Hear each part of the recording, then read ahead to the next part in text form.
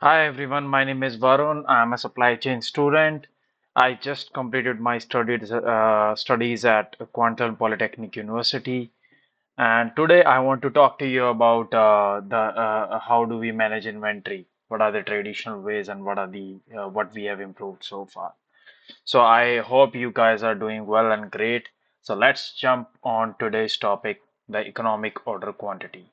So in inventory, when any company buys product, they have to manage those products. If they would be out of stock, the customer would suffer, right? The company would also suffer, the customer don't get the product. So that's why the company has to manage their inventory. So I live in Canada, and there are a lot of products that comes from other country here in the West, in US and Canada. So if any of the products don't get it, we don't receive here, we won't get it. And there are places here which are like more colder, and transportation is difficult, so they don't get inventory at right time, and the customer would the at the end would they get suffer. So here we do have the Q as the economic order quantity. So economic order quantity is the quantity, and it's a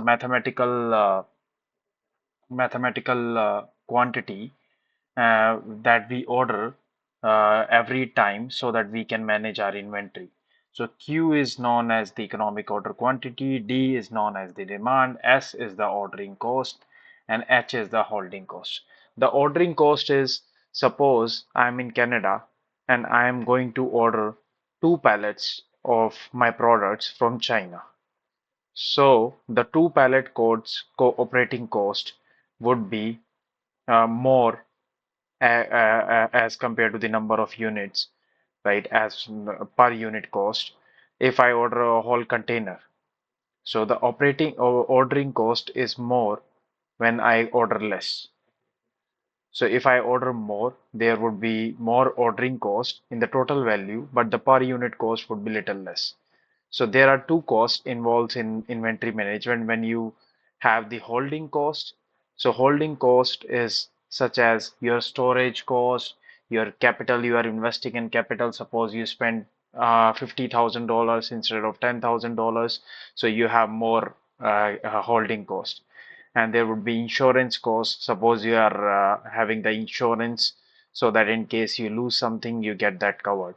So that is more if you have more holdings, if you have more stocks of those products.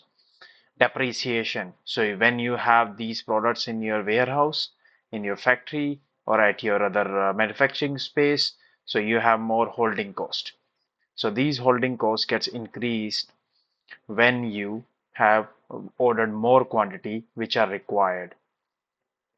So whenever we reorder anything, we manage inventory, we reorder those quantities. So suppose I order my quantity monthly, right? So if I order monthly, there would be a point that comes again and I need to order again, right? So suppose my inventory lasts for 1 month. So at the end of the 20th day, I reorder so that it received by 27th or 28th of that month, right? So that I can still have inventory when the month ends, right? So again you have the inventory. So holding cost and operating cost are two costs when you have the inventory. So I have mentioned, I have just created a chart here. If you see how does the cost and order size. So when you order more, when you have the more order size, the cost decreases. You see this graph, the blue line, the cost decreases.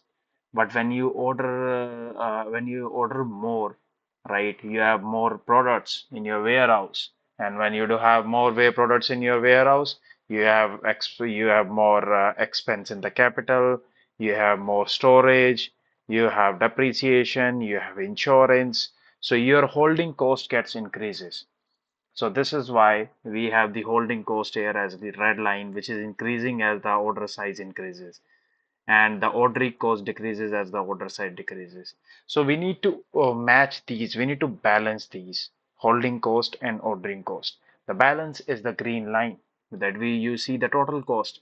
You match up there, you find out a point where it is exactly they are balancing to each other, then you get the total cost, right? So economic order quantity is the one of the traditional way where we calculate the quantity which are required in order to calculate the right quantity that you need in the at the right time. So the operating cost, what are the operating costs? You put a order, you get your transportation fee, everything is included. You get your manufacturing fee, you have logistics cost. So order processing cost, when you place an order, you receive an order, you have administrative expense, you have transportation, you have communication. So this is like order processing cost. And then what is the manufacturing cost? So when you order something, you have cost of producing goods, you have labor, you have materials, you have overhead cost. Logistics cost, expenses related to the transportation and distribution. When you supply to your other manufacturing plant, your other place, you send directly to the retailer, might be because you have might be the finished good, or might be you are ordering a raw material. So you have these types of costs involved in the ordering cost. So when I calculate the economic order quantity, I just go to this cell and I just put the formula, which is square root. I will just type square root. So this is square root, then 2, then multiplied by what is our demand. Demand is 5,000. I'm not taking the cell value because I put in per year, so I cannot take cell value. So and multiplied by demand. And what is the holding cost?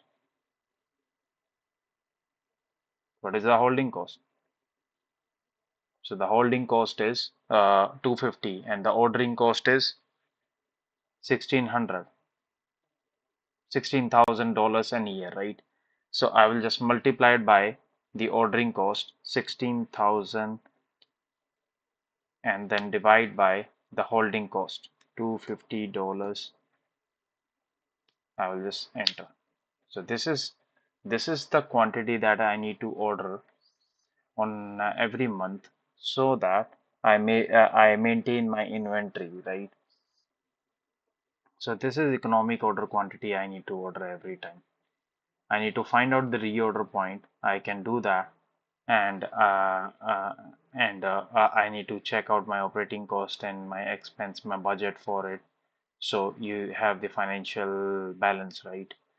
So that your cost of the you need to reduce the cost when you do any business. Thank you so much, guys. This is a nice video. You can calculate this, you can take out the values, and there are other methods also.